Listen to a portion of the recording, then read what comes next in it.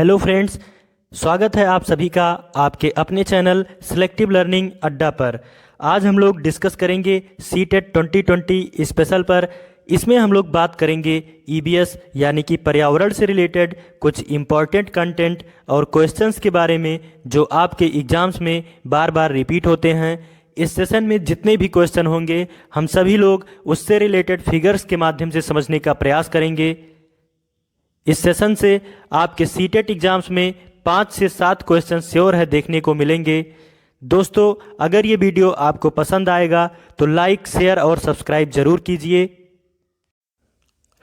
तो चलिए स्टार्ट करते हैं आज का ये स्पेशल सेशन जो बेहद ही खास और इम्पॉर्टेंट है। इसमें फर्स्ट क्वेश्चन है, नेपेंथिस एक ऐसा पौधा है जो मेंढकों, कीड़े मकोड़ों और चूहे जैसे छोटे जीवों को अपने अंदर फांस कर खा जाता है। हमारे देश में ये पौधा कहाँ पाया जाता है? फर्स्ट ऑप्शन में दिया गया है अरुणाचल प्रदेश में, सेकंड ऑप्शन मेघालय में, थर्ड ऑप्शन असम में और फोर्थ ऑप्शन है उड़ीसा में। तो नेपेंथिस का जो पौधा होता है ये भारत के मेघालय राज्य में प्रमुख रूप से पाया जाता है। तो इस क्वेश्चन का जो राइट आंसर होगा वो आपका सेकंड ऑप्शन हो जाएगा। आइए देखते हैं नेपेंथिस से रिलेटेड कुछ इंपॉर्टेंट कंटेंट और फैक्ट्स जो बन सकते हैं, उन सब के बारे में हम लोग डिस्कस करेंगे। नेपेंथिस, इसको घटपर्णी पौधा के नाम से भी जानते हैं और इसको कीटों को खाने की वजह से इसको कीटभक्षी पौधा, शिकारी पौधा और मांसाहारी पौधा के भी नाम से जानते हैं। ये प्रमुख रूप से ऑस्ट्रेलिया, इंडोनेशिया और श्रीलंका आदि देशों में पाया जाता है। भारत की अगर बात की जाए तो भारत के सिर्फ और सिर्फ मेघालय राज्य में ये पौधा पाया जाता है और इसका आकार लंबे घड़ेनुमा आकृति और मुंह एक पत्ती से ढका हुआ होता है। जैसा कि आपको यहाँ पे फिगर में दिख रहा होगा, यहाँ पे इसका मुंह जो है एक पत्ती से ढका हुआ होता है और आकार इसका लंबे घड़ेनुमा आकृति का है। आगे देखेंगे इससे रिलेटेड कुछ और फैक्ट्स। इसके जो अन्य नाम हैं उसको मंकी कप और पिचर प्लांट आदि नामों से भी जाना जाता है और ये ऐसे क्षेत्रों में पाया जाता है जहाँ पर नाइट्रोजन का अभाव होता है या कमी होती है और एक विशेष प्रकार की गंध निकालता है जिससे आकर्षित होकर विभिन्न प्रकार के जीव चले आते हैं और इसका शिकार बन जाते हैं। बेहद ही अट्रैक्टिव और खूबसूरत किस्म का पौधा है ये और इसमें एक स्पेशल क्वालिटी जो होती है, एक विशेष प्रकार की गंध, इस वजह से जो छोटे कीड़े मकोड़े होते हैं वो अट्रैक्ट होकर चले आते हैं और इसका शिकार बन जाते हैं। इसके शिकार के रूप में जो आते हैं आहार बनने वाले प्रमुख जीव वो चूहा, मेढक और अन्य छोटे कीड़े मकोड़े होते हैं। इनको ये अपना आहार बना लेता है और खा जाता है। तो बेहद ही इम्पॉर्टेंट क्वेश्चन है, आपके सीटेट में बार बार रिपीटेड क्वेश्चन है। तो एक एक पॉइंट को बारीकी से ध्यान देके और नोट कर लेंगे या आप स्क्रीनशॉट भी ले सकते हैं। तो ध्यान रखेंगे आप लोग, एक एक पॉइंट को कहीं पे गलत नहीं करना है। आगे बढ़ते हैं नेक्स्ट मोस्ट इम्पॉर्टेंट क्वेश्चन पर। झूम खेती में अपनाई जाने वाली पद्धति के विषय में नीचे दिए गए कथनों पर विचार कीजिए। ए ऑप्शन है, एक फसल को काटने के पश्चात भूमि को कुछ वर्षों तक खुला छोड़ देते हैं। बी ऑप्शन है, इस भूमि पर उगने वाले खरपतवार को काट कर जला दिया जाता है। सी ऑप्शन है, बीज बोने से पहले भूमि की गहरी जुताई की जाती है। डी ऑप्शन है, आवश्यकता अनुसार रासायनिक उर्वरकों और कीटनाशकों का प्रयोग भी किया जाता है। इसमें से आपको सही कथन चूज करने हैं कि कौन से करेक्ट ऑप्शंस हैं। पहला केवल ए ऑप्शन, बी और डी ऑप्शन, ए और बी ऑप्शन या ए और सी ऑप्शन। आइए झूम खेती से रिलेटेड कुछ इंपॉर्टेंट पॉइंट्स देखते हैं। झूम खेती, इसे ही स्थानांतरित खेती के नाम से जानते हैं। कभी कभी सीटेट में झूम खेती के नेम से क्वेश्चन आता है और कभी कभी स्थानांतरित खेती के नेम से क्वेश्चन आता है, तो कन्फ्यूज़न नहीं करना है। इसमें झूम खेती को ही स्थानांतरित खेती के नाम से जानते हैं।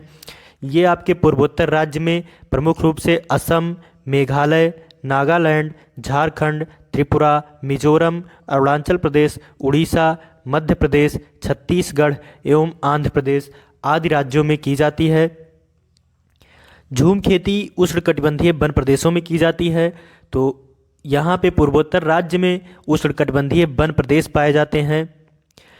झूम खेती के बारे में और देखते हैं।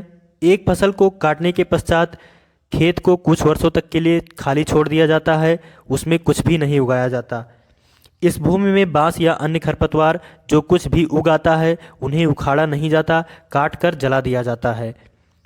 यह राख भूमि को उर्वरा बनाती है। जब यह भूमि खेती के लिए तैयार हो जाती है तब उसे हल्का सा खोदा जाता है। भूमि को जोता नहीं जाता और उस पर बीज छिड़क दिए जाते हैं। इसमें से आपको जो ध्यान रखने वाली इम्पॉर्टेंट पॉइंट्स है, यहाँ पे देखेंगे, एक फसल को काटने के पश्चात खेत को कुछ वर्षों के लिए खाली छोड़ देंगे, उसमें कुछ भी नहीं उगाते हैं। और भूमि में जो बांस या अन्य खरपतवार उगाते हैं उन्हें उखाड़ा नहीं जाता, काट कर जला दिया जाता है। ये पॉइंट विशेष कर ध्यान रखेंगे। सीटेट में आपके क्वेश्चन ऐसे पूछ चुका है, एक जगह पे दिया था खरपतवार को उखाड़ कर जला दिया जाता है और एक किसी पेपर में दिया था कि उसको काट कर जला दिया जाता है। तो ये पॉइंट विशेष ध्यान रखना है कि उसको उखाड़ा नहीं जाता है, उसको काट कर जला दिया जाता है। और भूमि को जोता नहीं जाता, उसको हल्का सा खोद कर और उस पर बीज छिड़क दिए जाते हैं। ये पॉइंट विशेष कर आपको ध्यान देना है। जैसा कि आपको यहाँ पे फिगर में दिख रहा है, ये लोग जो खरपतवार उगाता है उसको उखाड़ते नहीं हैं, ऐसे काट कर जला देते हैं और जुताई नहीं की जाती है, हल्का सा खोद कर उस पर बीज छिड़क दिए जाते हैं और ये खेती इसी तरह कर लेते हैं। इसमें से देखेंगे हम लोग क्वेश्चंस में जो ऑप्शन दिया गया था कौन कौन से ऑप्शंस करेक्ट हैं। एक फसल को काटने के पश्चात भूमि को कुछ वर्षों तक के लिए खुला छोड़ देते हैं, ये ए ऑप्शन आपका राइट ऑप्शन है। इस भूमि पर उगने वाले खरपतवार को काट कर जला दिया जाता है, ये पॉइंट आपको विशेष ध्यान देना है। तो बी ऑप्शन भी आपका करेक्ट ऑप्शन हो जाएगा। बीज बोने से पहले भूमि की गहरी जुताई की जाती है, बिल्कुल गलत ऑप्शन। बीज बोने से पहले गहरी जुताई नहीं की जाएगी, केवल हल्का सा खोद कर इसके बाद बीज को छिड़क दिया जाता है। आवश्यकतानुसार रासायनिक उर्वरकों और कीटनाशकों का प्रयोग भी किया जाता है। इसमें आप देखेंगे कि ए और बी ऑप्शन ये आपके करेक्ट ऑप्शंस हैं। तो इस क्वेश्चन का जो राइट ऑप्शन होगा वो आपका थर्ड ऑप्शन करेक्ट हो जाएगा, ए और बी ऑप्शन। आगे देखते हैं नेक्स्ट इम्पॉर्टेंट क्वेश्चन को। हाथियों के विषय में नीचे दिए गए कथनों पर विचार कीजिए। ए ऑप्शन है, हाथी बहुत कम आराम करते हैं, ये एक दिन में केवल 2 से 4 घंटे ही सोते हैं। बी ऑप्शन है, एक बड़ा हाथी दिन में 200 केजी से अधिक पत्तियां और झाड़ियां खा लेता है। सी ऑप्शन है, इन्हें पानी और कीचड़ में खेलना बहुत भाता है, इससे इनके शरीर को ठंडक मिलती है। डी ऑप्शन है, किसी हाथियों के झुंड में बुजुर्ग हथनी ही सभी फैसले लेती है। इसमें से आपको करेक्ट ऑप्शन चूज करने हैं। तो पहला दिया गया है बी, सी और डी ऑप्शन, दूसरा है सी, डी और ए ऑप्शन, तीसरा है ए, बी और डी ऑप्शन और चौथा है ए, डी और सी ऑप्शन। इसमें से आपको करेक्ट ऑप्शन चूज करने हैं। तो आइए देखते हैं हाथी से रिलेटेड इंपॉर्टेंट फैक्ट्स और पॉइंट्स। हाथी स्थलखंड का सबसे बड़ा जीव है। अगर बात की जाए सबसे बड़े जीव की तो व्हेल मछली को सबसे बड़ा जीव माना जाता है, लेकिन अगर स्थलखंड की बात की जाए तो हाथी स्थलखंड पर पाया जाने वाला सबसे बड़ा जीव है। भारत का राष्ट्रीय विरासत पशु हाथी को माना जाता है और भारत में सबसे अधिक कर्नाटक राज्य में हाथी पाए जाते हैं। ये समूह में रहते हैं और इनके समूह में हथनी और बच्चे ही होते हैं, इसमें नर हाथी नहीं होते हैं। और 10 से 12 की संख्या में इनका एक ग्रुप होता है और इस ग्रुप का जो नेतृत्व करती है वो लीडर जो होती है वो बुजुर्ग हथनी होती है। इस ग्रुप को नर हाथी 14 से 15 वर्ष में समूह को छोड़ देता है और ये भोजन इनका जो है दिन भर में 100 किलोग्राम पत्तियां, छाल या घास फूस खा लेते हैं। ये पॉइंट आपको विशेष ध्यान देना है। अभी हम लोग यहाँ ऑप्शंस में देख चुके हैं, एक बड़ा हाथी दिन में 200 किलोग्राम से अधिक पत्तियां खा लेता है, तो ऐसे ही क्वेश्चन में कंफ्यूज करता है। यहाँ पे आपको दे देगा एक बड़ा हाथी दिन में 200 किलोग्राम से अधिक पत्तियां खा लेता है और ऑप्शंस में दे देगा कि एक हाथी का बच्चा वो 100 किलोग्राम का होता है। तो ये पॉइंट आपको विशेष ध्यान देना है। यहाँ पे हम लोग देखेंगे हाथी का बच्चा जो होता है वो 200 केजी का होता है और जो इनका भोजन होता है वो एक दिन में 100 किलोग्राम पत्तियाँ खा लेते हैं। तो इस पर आपको विशेष ध्यान देना है कि जो हाथी का बच्चा होगा वो 200 किलोग्राम का होगा और इनका जो भोजन दिन में 100 किलोग्राम पत्तियाँ या घास फूस खा लेंगे। 2019 के पेपर में ऐसे ही कंफ्यूज किया था, हाथी के बच्चा को यहाँ पे दिया था 100 केजी, और ये जो घास फूस और इनका भोजन है इससे रिलेटेड यहाँ पे दिया था 200 केजी। तो इसको आप विशेष कर ध्यान देंगे। इनका जो भोजन होगा वो दिन भर में 100 केजी पत्तियाँ और छाल या घास फूस खाएंगे, और जो 3 माह का बच्चा होगा वो 200 किलोग्राम का होगा। इनका रंग जो होता है वो काला होता है, इसलिए इनको गर्मी अधिक लगती है। और सबसे अधिक गर्भाकाल जो 22 महीने का होता है ये हथनी का ही माना जाता है। गर्मी से बचाव के लिए कीचड़ एवं पानी में खेलना बहुत पसंद करते हैं। इनको गर्मी अधिक लगती है, इसलिए ये कीचड़ और पानी में बहुत खेलते हैं। दिन भर में 2 से 4 घंटा ही सोते हैं। ये पॉइंट विशेष ध्यान देना है। कहीं कहीं ऑप्शंस में आपको दिखेगा 7 से 8 घंटे सोते हैं, 4 से 6 घंटे सोते हैं। तो ये विशेष ध्यान देना है कि हाथी दिन में 2 से 4 घंटे ही सोते हैं। और अगर बात की जाए चिड़ियाघर की तो वहाँ पे आपको 4 से 6 घंटे ऑप्शंस दिख जाएगा, लेकिन अगर जनरली बात की जाए तो ये दिन भर में 2 से 4 घंटे ही सोते हैं। तो ये आपको विशेष ध्यान देना है। तो यहाँ पे हम लोग देखेंगे क्वेश्चन में जो ऑप्शन दिया गया था, हाथी बहुत कम आराम करते हैं, ये एक दिन में 2 से 4 घंटे ही सोते हैं। ये ए ऑप्शन आपका करेक्ट ऑप्शन है। नेक्स्ट देखेंगे, एक बड़ा हाथी दिन में 200 किलोग्राम से अधिक पत्तियां और झाड़ियां खा लेता है। तो ये ऑप्शन आपका गलत हो जाएगा। यहाँ पे एक बड़ा हाथी दिन में 100 किलोग्राम पत्तियां या घास फूस ही खाएगा। इन्हें पानी और कीचड़ में खेलना बहुत भाता है, इससे इनके शरीर को ठंडक मिलती है। सी ऑप्शन भी आपका राइट ऑप्शन हो जाएगा। किसी हाथियों के झुंड में बुजुर्ग हथनी ही सभी फैसले लेती है। तो ये भी आपका राइट ऑप्शन हो जाएगा। तो इसमें हम लोग देखेंगे ए, सी और डी ऑप्शन ये आपके करेक्ट ऑप्शंस हैं। तो आपका यहाँ पे सेकंड ऑप्शन जो होगा ये इस क्वेश्चन का राइट ऑप्शन हो जाएगा। आगे बढ़ते हैं नेक्स्ट मोस्ट इम्पॉर्टेंट क्वेश्चन पर। ये शेल्टर से रिलेटेड क्वेश्चन आपके सीटेट एग्जाम में एक क्वेश्चन हमेशा देखने को मिलता है। ग्रामीण क्षेत्र के मकानों के ढांचे वहाँ की जलवायु की स्थिति से संबंधित होते हैं। एक गांव के मकानों के लक्षण नीचे दिए गए हैं। मकान मजबूत बांस के खंभों पर बने होते हैं। अंदर से भी मकान लकड़ी से ही बने होते हैं। मकान जमीन से लगभग 3 से 3.5 मीटर की ऊंचाई पर बने होते हैं। मकानों की छतें ढालू होती हैं। यदि इस गांव में भारी वर्षा होती है तो यह गांव किस राज्य में होना चाहिए? ए ऑप्शन में है Uttar Pradesh, B option Assam, C option Rajasthan और डी ऑप्शन बिहार। तो भारत के पूर्वोत्तर राज्य में वर्षा वहाँ पे अधिक होती है, इसलिए वहाँ पे लकड़ी का घर मेन रूप से बनाया जाता है। तो इस क्वेश्चन का जो राइट ऑप्शन होगा वो आपका बी ऑप्शन हो जाएगा। असम जो है ये भारत का पूर्वोत्तर राज्य है। आइए शेल्टर से रिलेटेड कुछ इंपॉर्टेंट पॉइंट्स देखते हैं। लकड़ी के घर, पूर्वोत्तर राज्य असम, मेघालय, मणिपुर, त्रिपुरा। भारत के जो पूर्वोत्तर राज्य हैं असम, मेघालय, मणिपुर और त्रिपुरा, यहाँ पे लकड़ी के घर प्रमुख रूप से बनाए जाते हैं।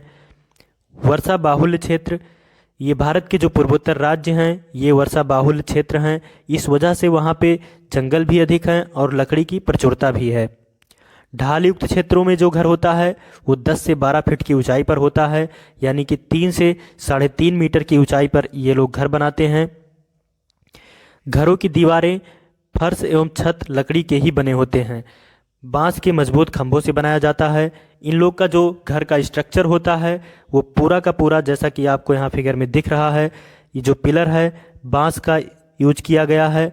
और ये घर को जो है पूरा लकड़ी के माध्यम से ही बनाते हैं। इस वजह से यहाँ पे बांस को हरा सोना के नाम से भी जानते हैं। और ये लोग अपना घर थोड़ा ऊंचाई पे बनाते हैं क्योंकि वहाँ पे बारिश की और बाढ़ की अधिक संभावना होती है। तो लगभग 10 से 12 फीट की ऊंचाई पर ये लोग अपना घर बनाते हैं। आगे देखते हैं शेल्टर से रिलेटेड कुछ और पॉइंट्स। बर्फ़ के घर ध्रुवीय क्षेत्रों में बनाए जाते हैं। ये प्रमुख रूप से कनाडा एवं ग्रीनलैंड के टुंड्रा प्रदेश में बनाए जाते हैं। और ये घर बनाने वाली जनजाति को एस्किमो जनजाति के नाम से जानते हैं। जैसा कि आपको फिगर में दिख रहा है, बर्फ़ के घर की दीवारें जो हैं वो बर्फ़ की बनी होती हैं और ये दोहरीकरण से युक्त होती हैं, जिससे इनके घर की ऊष्मा बाहर ना निकल सके। इनके घर का जो दरवाज़ा होता है वो बहुत छोटा रखा जाता है, जिससे इन्हें ठंडी एवं बर्फीली हवाएं घरों में प्रवेश ना कर सकें। एस्किमो जनजाति के लोग उच्च मांसाहारी होते हैं और बर्फ़ के घर को इग्लू के नाम से जाना जाता है। नेक्स्ट देखते हैं हाउस बोट के बारे में। हाउस बोट या नाव पर घर ये मुख्यतः जम्मू कश्मीर एवं केरल के लोग बनाते हैं। जम्मू कश्मीर में मुख्य रूप से डल झील और बुबर झील में बनाए जाते हैं। और ये जो नक्काशी वाले घर होते हैं इनको डोंगे के नाम से जानते हैं। ये नक्काशी वाले घर इसलिए बनाए जाते हैं कि ये सैलानियों को अधिक से अधिक जो है अट्रैक्ट कर सकें। आगे बढ़ेंगे नेक्स्ट क्वेश्चन पर। कर्णम मल्लेश्वरी के विषय में नीचे दिए गए कथनों पर विचार कीजिए। ए ऑप्शन है वह अंतर्राष्ट्रीय ख्याति प्राप्त भारोत्तोलक यानी कि वेट लिफ्टर हैं। बी ऑप्शन है वह कर्नाटक की हैं। सी ऑप्शन है उसने अपने नाम बहुत से रिकॉर्ड बनाए हैं, वह 130 किलोग्राम तक का भार उठा सकी थीं। डी ऑप्शन है जब वह 12 वर्ष की थीं तभी से वह भार उठाने का अभ्यास करने लगी थीं। इसमें से आपको सही कथन चूज करने हैं कि चारों ऑप्शंस में कौन कौन से कथन सही हैं इसमें। तो फर्स्ट में ए तथा बी तथा सी ये ऑप्शन करेक्ट हैं, या ए सी तथा डी ऑप्शन करेक्ट हैं, या केवल ए ऑप्शन करेक्ट हैं, या केवल ए और डी ऑप्शन करेक्ट हैं। तो आइए कर्णम मल्लेश्वरी से रिलेटेड कुछ इम्पॉर्टेंट पॉइंट्स देखते हैं। कर्णम मल्लेश्वरी का जन्म श्रीकाकुलम आंध्र प्रदेश में 1 जून 1975 को हुआ था। इनके गांव का नाम अब्दुल वलासा है, जहां पे इनका जन्म हुआ था। आंध्र प्रदेश के श्रीकाकुलम के अब्दुल वलासा गांव में इनका जन्म हुआ था। और ये अंतर्राष्ट्रीय ख्याति प्राप्त भारोत्तोलक यानी कि वेट लिफ्टर हैं। और इनको आंध्र प्रदेश की आयरन गर्ल के नाम से जाना जाता है। वेट लिफ्टिंग की वजह से ही इनको आंध्र प्रदेश की आयरन गर्ल कहा जाता है। 12 वर्ष की उम्र में भार उठाने का अभ्यास शुरू कर दी थी। बहुत ही छोटी उम्र में इन्होंने वेट लिफ्टिंग का काम शुरू कर दिया था। ओलंपिक में पदक जीतने वाली पहली भारतीय महिला कर्णम मल्लेश्वरी जी ओलंपिक में अपने वेट लिफ्टिंग की वजह से पदक जीतने वाली पहली भारतीय महिला बनी थीं। इसमें इन्होंने कई पुरस्कार जीते हैं, जिसमें से प्रमुख जो हैं पद्मश्री और अर्जुन पुरस्कार इनको भारोत्तोलन में मिला है, वेट लिफ्टिंग में मिला है। और इन्होंने कई रिकॉर्ड बनाए हैं, जिसमें से 130 किलोग्राम भार उठाने का रिकॉर्ड जो है वो बेहद ही महत्वपूर्ण रिकॉर्ड है। यहाँ पे हम लोग देखेंगे कि क्वेश्चन में जो ऑप्शन दिया गया था वह अंतर्राष्ट्रीय ख्याति प्राप्त भारोत्तोलक वेट लिफ्टर हैं, तो ये आपका राइट ऑप्शन हो जाएगा। वह कर्नाटक की हैं, ये ऑप्शन आपका गलत हो जाएगा क्योंकि वह आंध्र प्रदेश की हैं। उसने अपने नाम बहुत से रिकॉर्ड बनाए हैं, वह 130 किलोग्राम तक का भार उठा सकी थी, तो ये आपका राइट ऑप्शन हो जाएगा। जब वह 12 वर्ष की थी तभी से भार उठाने का अभ्यास करने लगी थी, तो ये भी आपका राइट ऑप्शन हो जाएगा। तो इसमें से जो सही कथन है वो आपके ए, सी तथा डी ऑप्शन हो जाएंगे, यानी कि आपका इस क्वेश्चन का जो राइट आंसर होगा वो सेकंड ऑप्शन करेक्ट हो जाएगा। आगे बढ़ते हैं नेक्स्ट क्वेश्चन पर। निम्नलिखित में से हमारे देश के किस राज्य के अधिकतर लोग नारियल के तेल में पकी हुई समुद्री मछली खाना पसंद करते हैं? ए ऑप्शन है गोवा, बी ऑप्शन है जम्मू और कश्मीर, सी ऑप्शन है बिहार, डी ऑप्शन है मिजोरम।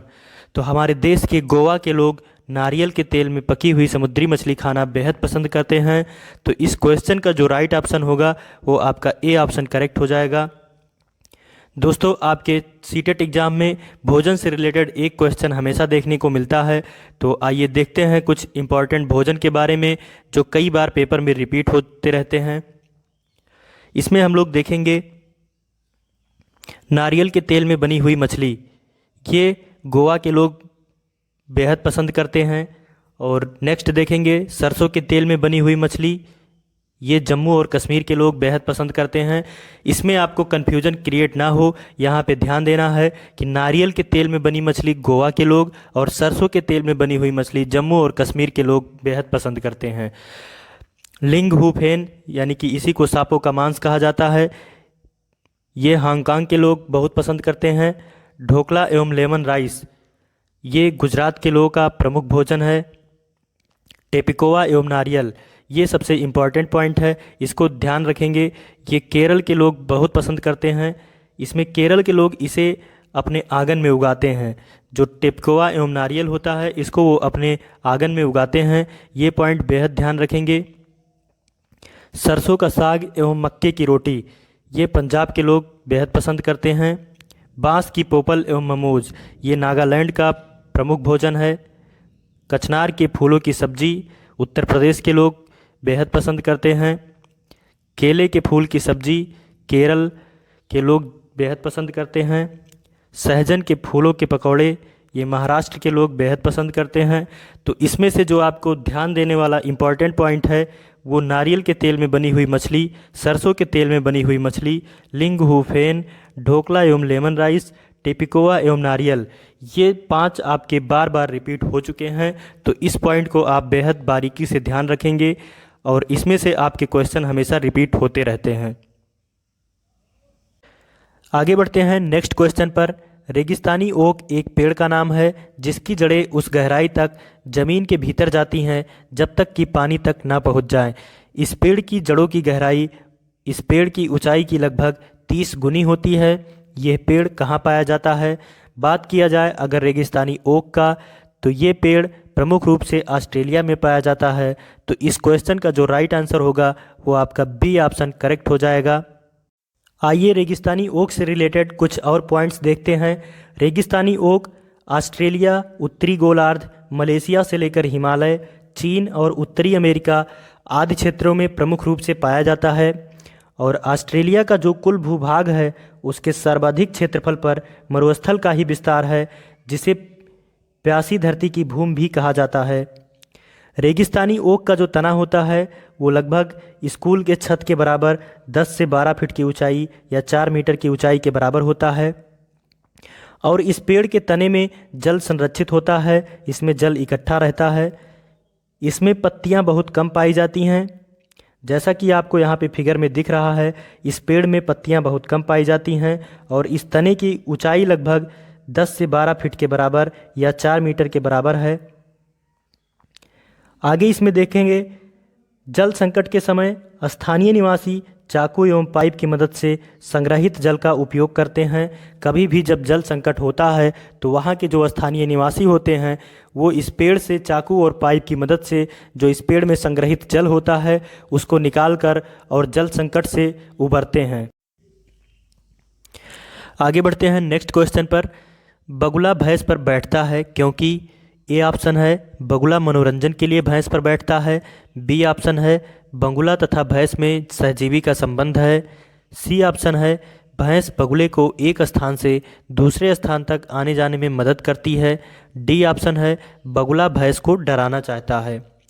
तो इस क्वेश्चन का जो राइट आंसर होगा वो आपका बी ऑप्शन करेक्ट हो जाएगा। बगुला तथा भैंस में सहजीवी का संबंध होता है।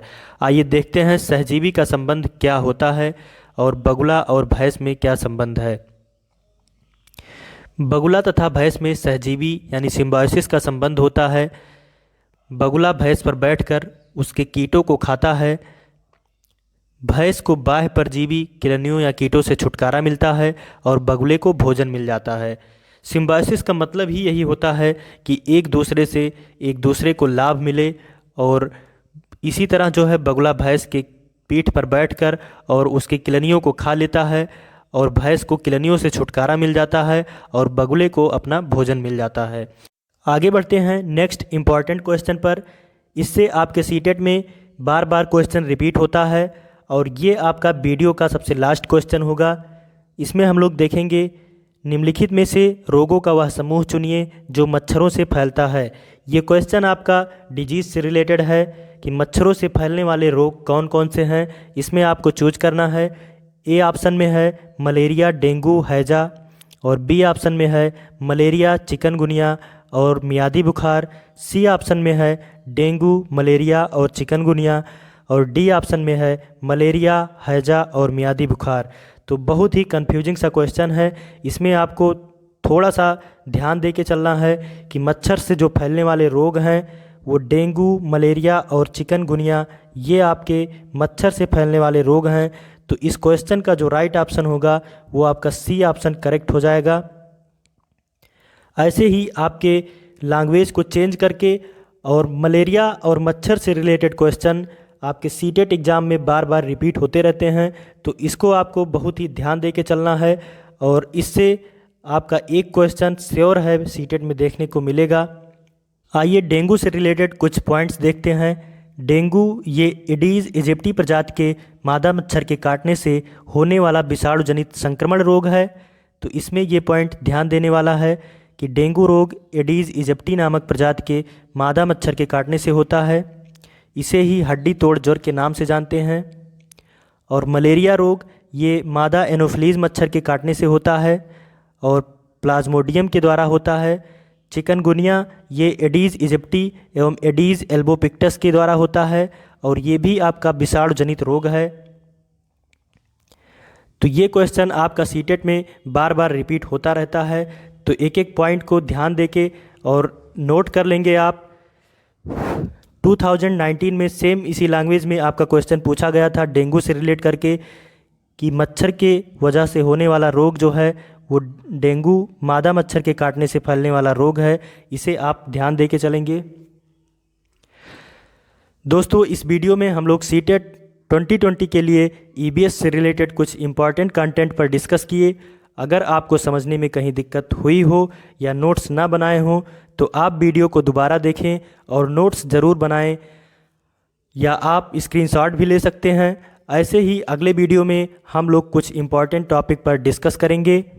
दोस्तों अगर ये वीडियो आपको पसंद आया हो तो वीडियो को लाइक करें और अपने फ्रेंड्स में अधिक से अधिक शेयर करें और कमेंट बॉक्स में अपना ओपिनियन ज़रूर शेयर करें। अगर आप हमारे चैनल पर नए हैं तो ऐसे ही बेहतरीन और सेलेक्टिव लर्निंग मटेरियल्स के लिए आप अपने चैनल सेलेक्टिव लर्निंग अड्डा को ज़रूर सब्सक्राइब करें और साथ में बेल आइकन को प्रेस करें जिससे आने वाले बेहतरीन वीडियोज़ का नोटिफिकेशंस आपको सबसे पहले मिल सके। धन्यवाद।